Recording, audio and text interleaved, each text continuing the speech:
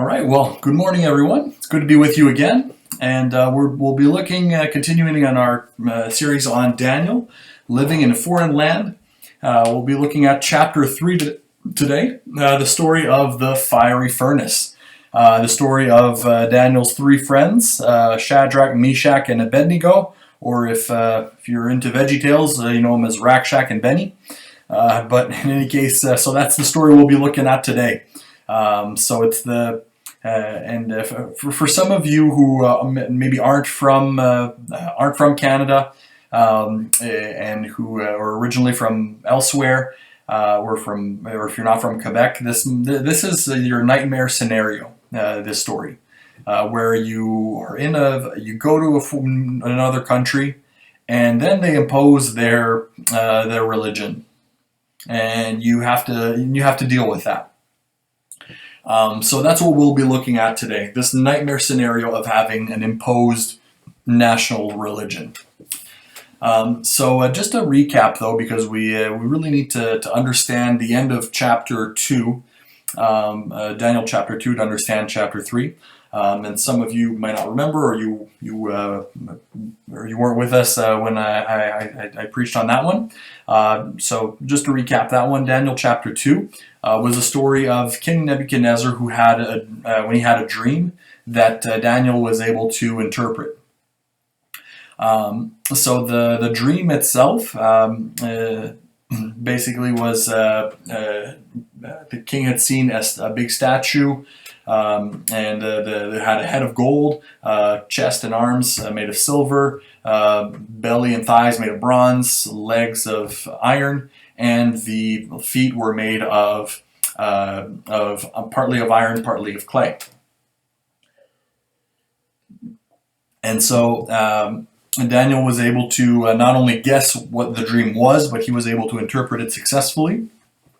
And as a reward, the king made Daniel ruler over the province of Babylon, and he also made him the chief mage.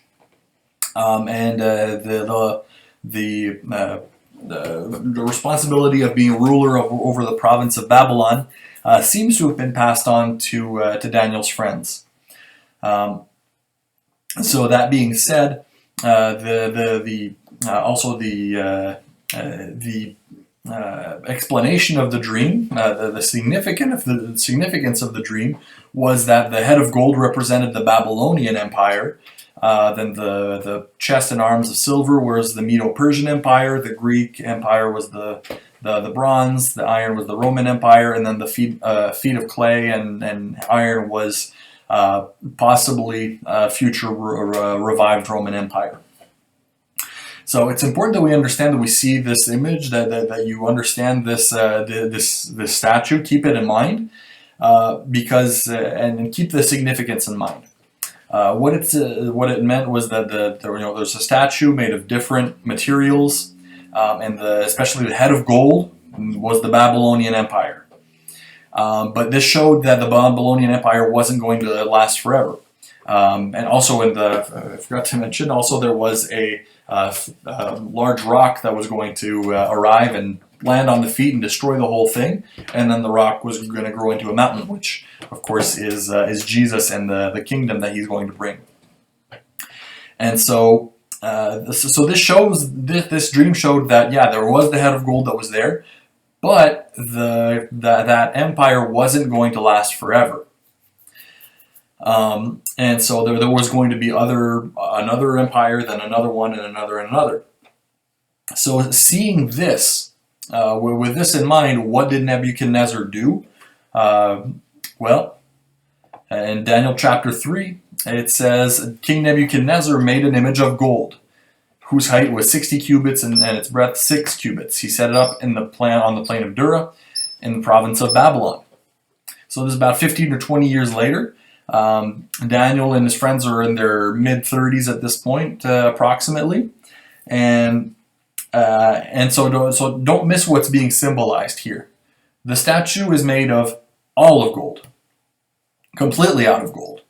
So it's not just the head that's made out of gold. So what he's symbolizing here in making a statue that is solely head to toe, all out of gold, is he's saying, as opposed to the other statue, what he's saying is, no, I'm going to prove this prophecy wrong. My kingdom is going to last forever. I'm going to last forever.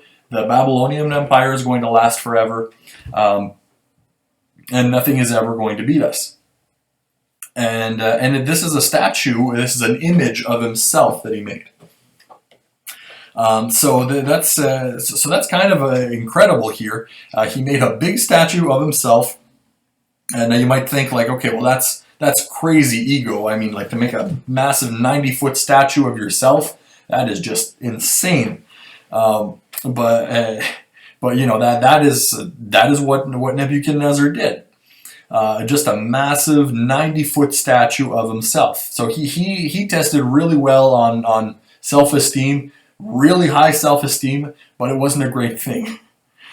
And you know, you might think, well, you know, nobody today has that kind of an ego. Well, you know, there are some people who in the same position as Nebuchadnezzar have a pretty similar ego.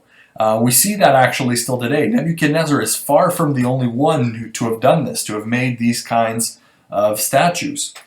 We see here a picture from North Korea, and people bowing down in front of a statue. This is something that is modern day North Korea.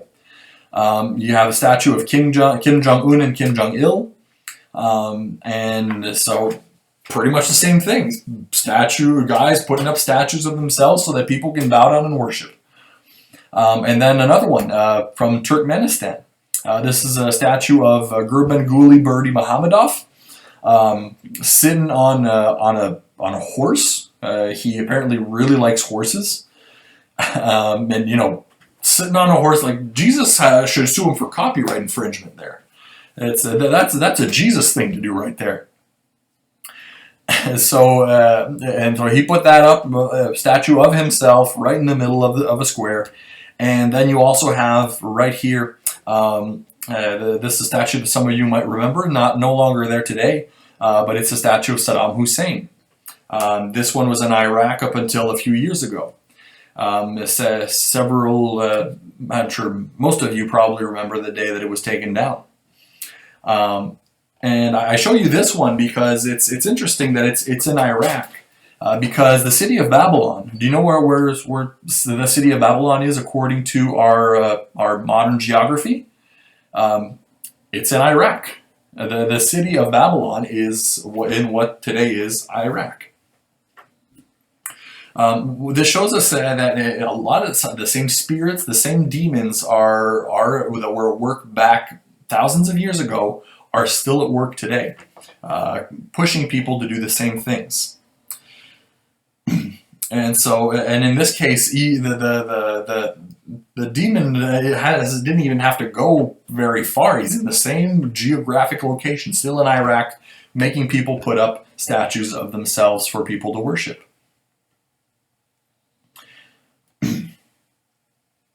And then we see the statue and an explanation of what people wanted to do, what Nebuchadnezzar wanted people to do with the statue in verses 2 to 7.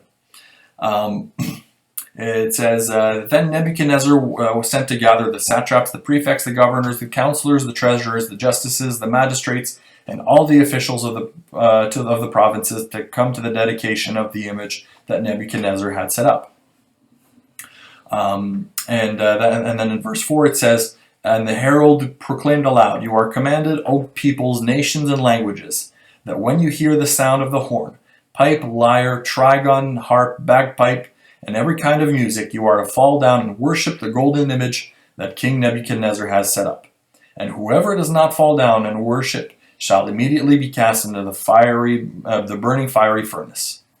Therefore, as soon as all the peoples heard the sound of the horn, pipe, lyre, trigon, harp, bagpipe, and every kind of music, all the peoples, nations, and languages fell down and worshipped the golden image that King Nebuchadnezzar had set up. Some people might be wondering in this story, now where's Daniel? Because the book is named after him. Where is he in this story? Then the fact is, he's not mentioned anywhere in this chapter. Now, did he just really pick the right day to call in sick? That's rather doubtful. I highly doubt that. Some people think that he might have been away on a diplomatic trip. It's certainly a possibility. What I believe is the explanation is the end of chapter 2, where in verses 48, 49, what it says is, I'll just pull it up here. So it says, the king gave Daniel high honors and many gifts, and made him ruler over the whole province of Babylon, and chief prefect over the wise men of Babylon. So he was given 2 jobs, ruler over the whole province, and then chief prefect of the wise men. And then it says that Daniel made a request of the king and appointed Shadrach, Meshach, and Abednego over the affairs of the province of Babylon. What it seems that the job of actually ruling being sort of governor of the province of Babylon may have gone to Shadrach, Meshach, and Abednego, allowing Daniel to focus on the job of being the leader of the wise men. So this would mean, if now that I verified, double checked this with someone, an Aramaic scholar that I know of, who said that it's really not clear in this passage that that's exactly what happened, but it's certainly a possibility. If that is the case, then that would mean that Daniel didn't have an official government title at that point, and he would have only had the title of leader of the wise men, which would not have been a government job. And if that's the case, then that would explain why in chapter 3 he wasn't among the people who had the order to worship the statue. If he did not have a government job, he wouldn't have been among the people who were ordered to worship the statue, because these are all government positions that are mentioned here. So that would certainly explain it. Again, can't be 100% certain on that, but it is certainly a possibility. So Nebuchadnezzar wanted his entire government to bow down and worship him. He wanted all the leaders of the nation to bow down and worship him, worship the statue of himself that he had set up, and he wanted to do that under penalty of death. And all of this is just it's just a counterfeit of what God wants us to do for him. Satan is not at all original. He doesn't have any original ideas. He's not. He doesn't come up with anything himself. What God creates, Satan counterfeits. That is a major theme over the whole Bible. What God creates, Satan tries to counterfeit, and he tries to make. He tries to put his own spin on things. So God likes it when we worship Him, when we celebrate Him. So here we have a counterfeit worship service. People are going to bow down and worship Nebuchadnezzar, and by extension are going to worship Satan. And then if God loves that we sing to Him, that we have good music, that we have a good band, Satan has his own band here. So that's why we need to have we like to have good music in our churches. We like to sing. Well, it's because Satan also has his band, and our band should at least be better. And also another thing that Satan counterfeits in this passage is that he has a fake hell. God doesn't rule with us over fear, or you rule over us using fear. It's not worship me or else. He wants to draw us sin by being loving. But there is a hell for people who don't worship God, who don't worship Jesus. Well, Satan has, in this case, he has his own hell, although it's not an eternal hell, it's a counterfeit hell. It's the fiery furnace. All the people who won't worship him, they're going to go into the furnace, and they're going to experience Satan's version of hell. And what we see in verses 8 to 12 is that Shadrach, Meshach, and Abednego, they refused to bow down, and the king found out about it. We see that in verse 8. It says, "Therefore at that time certain Chaldeans came forward and maliciously accused the Jews. They declared to King Nebuchadnezzar, 'O king, live forever. You, O king, have made a decree that every man who hears the sound of the horn, pipe, lyre, trigon, harp, bagpipe, and every kind of music shall fall down and worship the golden image. And whoever does not fall down and worship shall be cast into a burning fiery furnace. There are certain Jews whom you have appointed over the affairs of the province of Babylon, Shadrach, Meshach, and Abednego. These men, O king, pay no attention to you. They do not serve your gods or worship the golden image that you have set up.'" There's a really decidedly anti-Semitic tone here, and you might read the story and think, people who hate Jews and want them thrown into a furnace. Where have I heard that before? This is exactly the same thing that happened in 1940s Germany. Like I said, there's nothing new, there's nothing original with the way that Satan works. The same spirits come back and try to get people to do the same thing. The reason why history often repeats itself is because the same evil spirits are at work. And so the same people, these people, they're trying to destroy Shadrach, Meshach, and Abednego. They're just going to go tell on them, and that's what they'll try to do, get them in trouble. And then we see in verse 13, it says, "Then Nebuchadnezzar, in furious rage, commanded that Shadrach, Meshach, and Abednego be brought. So they brought these men before the king. Nebuchadnezzar answered and said to them, 'Is it true, O Shadrach, Meshach, and Abednego, that you do not serve my gods, or worship the golden image that I've set up? Now if you are ready, when you hear the sound of the horn, pipe, lyre, trigon, harp, bagpipe, and every kind of music,'" they got to mention those instruments several times. When you hear every kind of music, to fall down and worship the image that I have made, well and good. But if you do not worship, you shall immediately be cast into a burning fiery furnace. And who is the God who will deliver you out of my hands?" So kind of a rhetorical question. I'm sure he didn't think he was going to have an answer to that one. Who is the God who will deliver you out of my hands? Well, we certainly know the answer to that one. And so he gave them another chance to bow down and worship his image. And that's just, again, incredible ego. Like he set up a massive statue of himself, and oh, how dare these guys not bow down and worship me. And it says that he was in a furious rage that these guys weren't going to be loyal to him. And so that's how he was, incredibly egotistical, narcissistic. And I love their answer. In verse 16, they said, so they refused and they boldly spoke of their faith in God in doing so.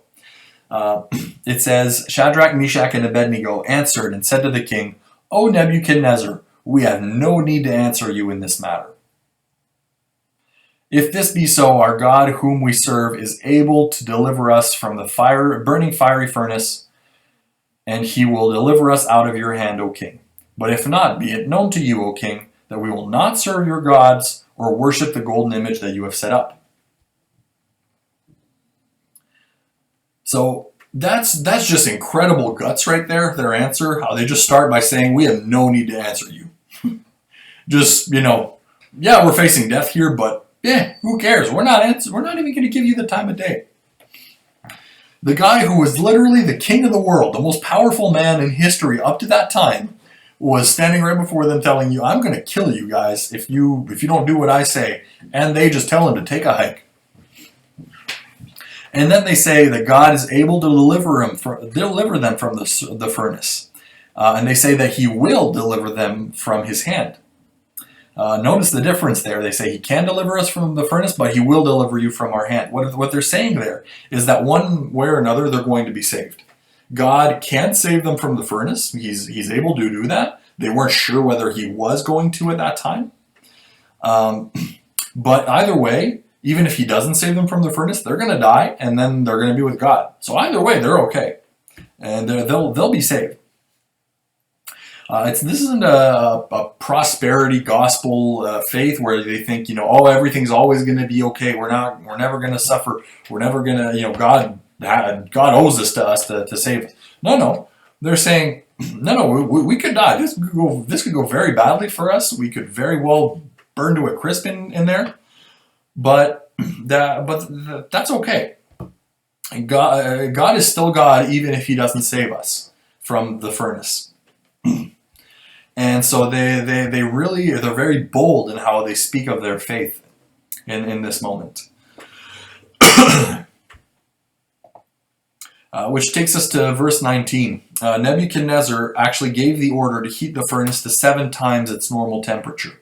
It says, then Nebuchadnezzar was filled with fury, and the expression on his face was changed against Shadrach, Meshach, and Abednego.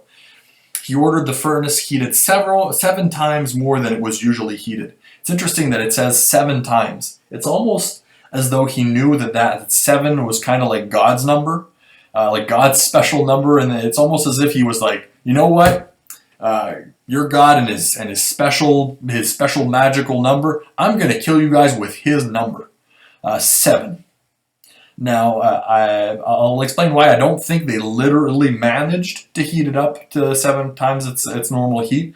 The reason why is, first of all, we gotta understand what was the furnace. What was the furnace? Where did it come from? Was it a furnace that they used to heat up the palace? I don't think so, because it's Iraq.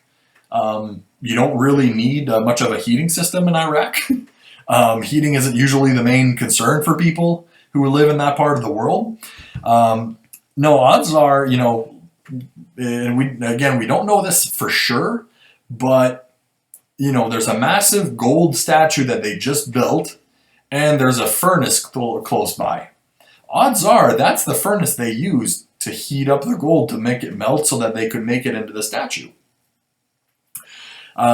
So odds are that's the furnace they used, and if that's the case, that means that this isn't just some wood fireplace that they were going to be thrown into. This is a massive furnace that with multiple pumps to be able to get a lot of oxygen in there. They put coal in there. You got to get the temperature up to be able to make gold melt. You have to get the temperature up to 1,063 degrees Celsius or 2,000 Fahrenheit. If you're an old person, you prefer Fahrenheit. So 2,000 degrees Fahrenheit, 1,063 Celsius. The oven that you have at your home, even if you put it in self-cleaning mode, it can't go to a third of that temperature. So this is an incredible furnace. And just in case you're wondering, a furnace like that, burning at its normal temperature, that is more than enough to be able to kill a person. You do not need more than that. It does a great job at killing people. I've never tested it myself, but I am absolutely certain. I've checked the science on this. That is an absolute fact. You throw a person in there at 1,000 degrees Celsius, they do not last long. It does a great job of killing people. So it wasn't necessary for it to be heated, but Nebuchadnezzar, you can almost imagine going, no, I want it more. And I don't think they actually managed to literally heat it up 7 times more, because that would mean 7,000 degrees Celsius, and I don't think there's any possible way on Earth to get anything to that temperature. That's an insane amount that I don't know that anyone's ever managed to create that kind of environment. You can just imagine they probably, are shoveling the coal in there, pumping in the oxygen, and just as hot as they possibly could. And it just heated even more to what it needed to be.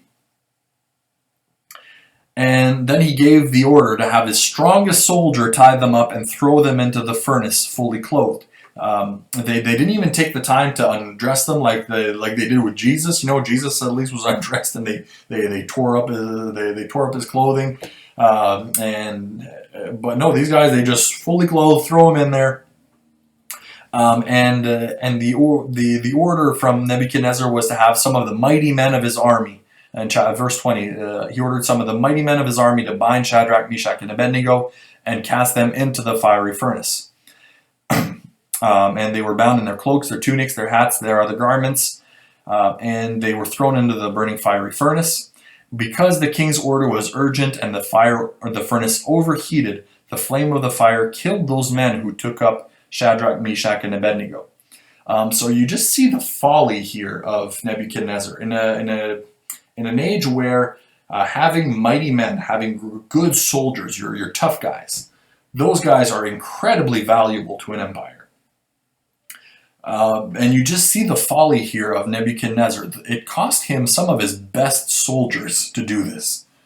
It wasn't necessary. He could have just had I don't even think he probably didn't even need to have the guys tied up, really. He could have just had a few scrawny little guys throw Shadrach, Meshach, and Abednego into the fiery furnace.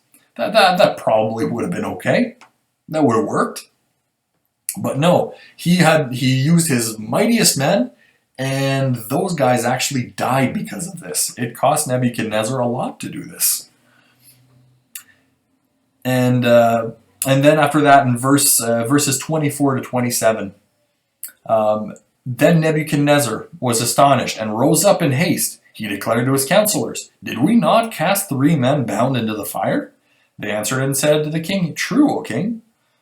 And he answered and said, "But I see 4 men unbound, walking around in the midst of the fire, and they are not hurt.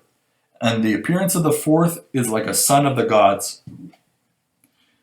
Then Nebuchadnezzar came near the door of the burning fiery furnace. He declared, "Shadrach, Meshach, and Abednego, servants of the Most High God, come out and come here." Then Shadrach, Meshach, and Abednego came out of the fire. And the satraps, the prefects, and the governors, and the king's counselors gathered together and saw that the fire had not had any power over the bodies of these men. The hair of their heads was not singed, their cloaks were not harmed, and no smell of fire had come upon them. You can really feel Nebuchadnezzar's confusion in this case. It's kind of amazing. He just, you can almost imagine he's like, "What's going on? Did we throw 3 guys? But I see 4." So you can really feel his incredible confusion. And when the guys came out, the miracle was really complete. Their hair was not burned. Their beards, everything was okay. And if you've ever had a campfire, if you've ever had a mishap with fire, that's the first thing that burns up is hair. If you've ever come too close to a campfire with your arm, your arm hair goes. It's the first thing that goes. And it also says that they didn't even smell like smoke, which is just crazy. They didn't even smell like smoke. For me, anytime I go near a campfire, especially since I've had this beard, it feels like the smoke stays in there for days. I don't know if you're like me, every time you go to a campfire, wherever you sit around the campfire, it looks like the smoke follows you around, and then you smell like it. Well, in this case, they were in the fire, and they didn't even smell like smoke. The miracle was really complete.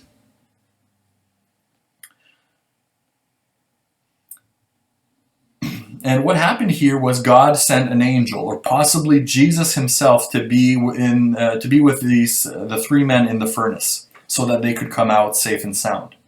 We're not certain who it was that was in the fire with them. It's at the very least it's an angel. Some people think that because Nebuchadnezzar said that the appearance is like a son of the gods. Gods is the word Elohim, which is the word for God, and so. It's possible that, Son of God, that it's the second person of the Trinity that showed up. Some theologians certainly think so. I don't know that Nebuchadnezzar would have known Jesus anyway. So it's possible he's just saying, he looks like a son of our gods. He looks like a divine human, a divine person, a divine being. So I think that's what he's saying. So it's hard to say that it was definitely Jesus, but at the very least, it was an angel. God's presence was with them in the middle of the fiery furnace. And so God worked out a miracle to protect these men, and to make them go through this incredible trial. And what this shows us in conclusion. So first question I want to ask you in conclusion is, do we have an image that we've carefully crafted and that we hope people will worship? I know a lot of you might think, well, it's a good thing we're in North America and we don't have any of those kinds of images, of statues that people set up that we're supposed to worship. Well, that's not really true. In North America, yes, we do find that statues are tacky, so we don't have big statues. Instead, the really rich people, what they do is they have big buildings and they put their names on them so that people will stand in awe of those buildings. And no, I'm not just talking about Donald Trump and his Trump Towers. That certainly springs to mind. No, there's also hotels, like certain hotel chains have the name of the owner on the front. Some great big companies, they have the name of the company, like Wells Fargo. That's the name of two guys.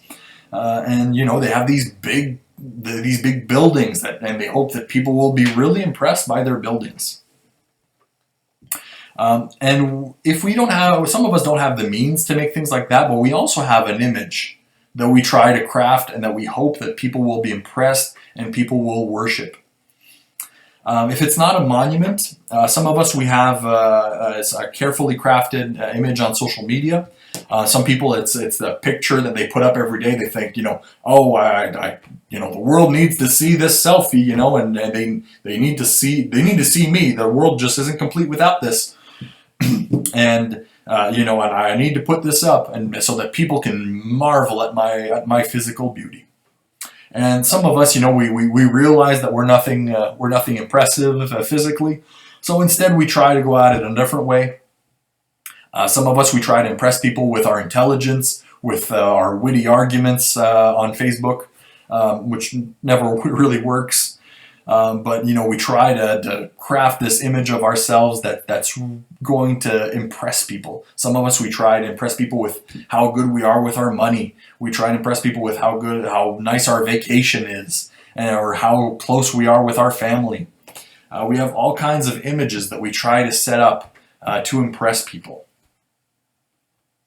So in the same way that Nebuchadnezzar set up an image of himself and that he wanted people to worship, we're often not much better. So do we have an image that we've carefully crafted and that we hope that people will worship? And also, this story shows us that we need to have the courage. Let's have the courage to not conform to sin as we live in this foreign land. We live in a foreign land in the same way that these men lived in a foreign land that was not their own. And there were other customs, there's other religions, and there's other ways that people do things. And let's not conform to the sin of the people around us just because we live here. We don't want to do that just to gain the acceptance of people as we live in this foreign land. And as we do that, we can rest assured that God will take care of us and deliver us from persecutions one way or another, either through our life or through our death. He will take care of us and deliver us. And also, we see that God is with us even in the middle of a blazing furnace. Matthew 13:41 says that the Son of God will send his angels. This is Jesus speaking. The Son of Man, will send his angels, and they will gather out his kingdom, out of his kingdom, all causes of sins and all lawbreakers, and throw them into the fiery furnace. So Jesus is saying there is an actual hell. In that place there will be weeping and gnashing of teeth. Then the righteous will shine like the sun in the kingdom of their Father. He who has ears, let him hear. And so Jesus is telling us that there is a fiery furnace. There is a hell that's awaiting some people at the end of time. And when Jesus was on the earth, he was opposed by people who were controlled by the same spirit as Nebuchadnezzar. And he did something greater than what he did for these three men. What he did for these three men, for Shadrach, Meshach, and Abednego, is he got into it with them. He went into the fiery furnace with them. His presence was with them. He went through it. What he did at the cross was even greater. He went in your place. Jesus didn't take us to the cross to endure the wrath of God. When he went to the cross, he didn't just stand with us. He stood for us in our place. He endured the full wrath of God. He died and he was buried. And just as these three men walked out of the furnace, Jesus walked out of his tomb, and he will someday return to establish his kingdom.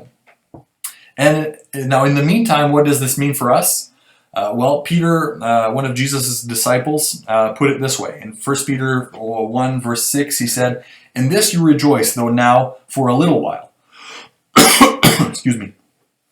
"If necessary, you have been grieved by various trials, so that the tested genuineness of your faith, more precious than gold that perishes, though it is tested by fire, may be found to result in praise and glory and honor at the revelation of Jesus Christ."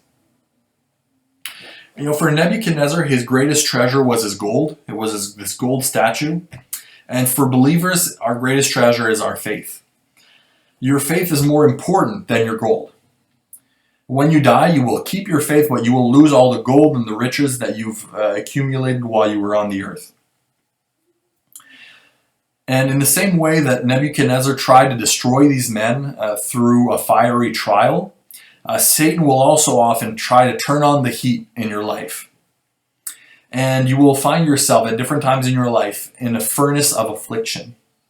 It can be a financial furnace, it might be a family thing, it might be a marital thing, but we all have a furnace that we will find ourselves in at one time or another, and we will feel the heat. The heat is on. That same fire that the enemy wants to use to consume you, though, God wants to use it to purify you. And the way that you purify gold is that you heat it up and you take out the impurities. And it's the same with your faith. All of us who have faith, we also have some imperfections in our faith. And the way that you take care of that is you heat it up. You turn the heat on. Sometimes God allows a furnace of affliction in your life to purify your faith. And just think for a second with me. Imagine how good those guys must have felt when they walked out of that furnace. They must have thought, wow, we can do anything. God is with us. This is amazing. Woo! This is so great. And they were probably more godly men for having done that. And the good news is, Jesus always stands with you in these moments. Sometimes God will send a furnace your way so that you can also experience those woo moments, just like those three men who came out of the fiery furnace. They were probably stronger believers for it. In the same way, when you go through the furnace, you will also come out on the other side of it, the better for it. The furnace purifies your faith. Jesus always stands with you in the furnace of affliction. Sometimes you can't see Jesus until you're actually in the furnace either. Sometimes you might think, well, I believe in Jesus, but will he actually stand with me when I'm in the furnace? I don't know. Well, the way you can know is if you actually go through the furnace, and you will see that Jesus is always with you in it. And these men didn't actually see the fourth person, whether it was Jesus or whether it was an angel, this presence of God that was with them. They didn't see that until they were actually in the furnace. And it's the same way with us. We will see God in ways that we've never seen before when we go through the furnace of affliction. Some of you need to know that Jesus is always with you, even in the fiery furnace. So, is that not a great reason to worship God? And that's what we'll do today. We will worship God and thank him for being the God who is with us, even through the furnace of affliction.